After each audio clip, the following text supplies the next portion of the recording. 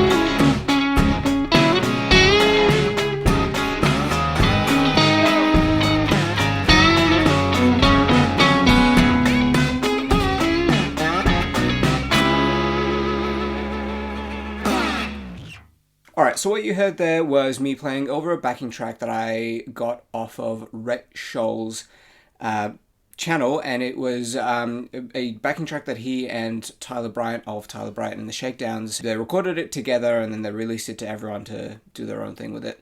And naturally I just wanted to take up the challenge. And when I first got it, I was a little lost, to be honest.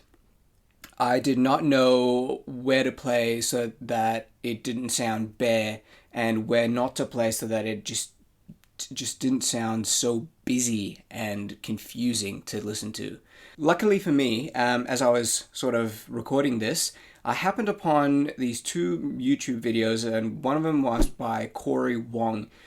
And it was a great video about, him talking about how to be a session musician, but he did mention something in that video that really stuck with me about fitting in the context of a mix. And he mentioned these 4 principles, and I'll go through them really quickly here.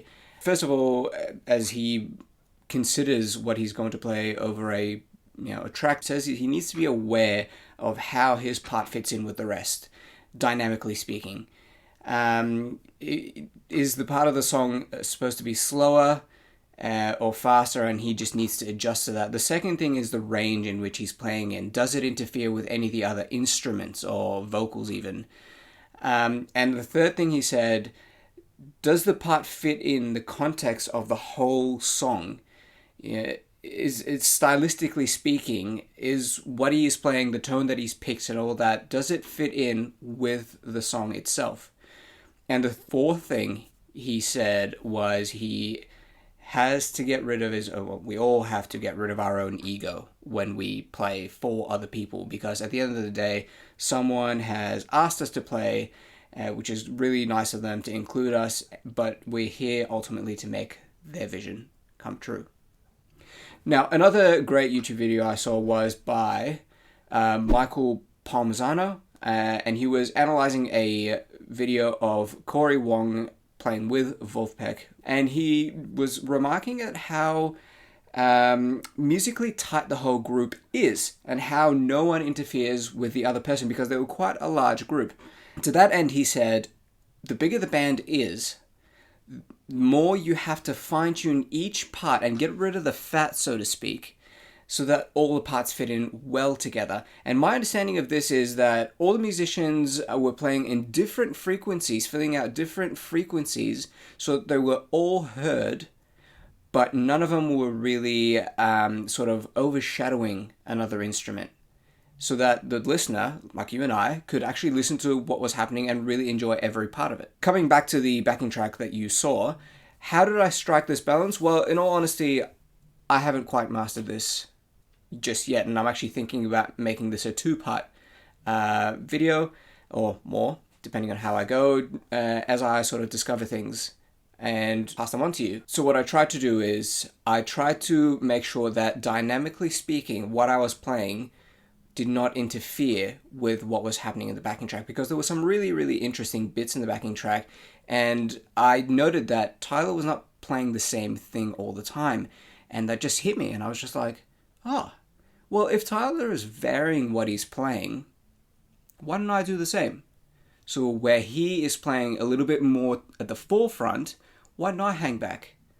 And vice versa, where he is hanging back a little bit, playing some of the simpler stuff, why don't I then step forward with my solo or lead bits? And it was just a light bulb moment for me. Another way to sort of think about it is, it's sort of like having a conversation. If I was talking to one of you, one of us would be saying something. The other one's not necessarily silent. They're still affirming the person who's talking by, nodding and saying, yes, I understand what you're saying. But they're not talking over them.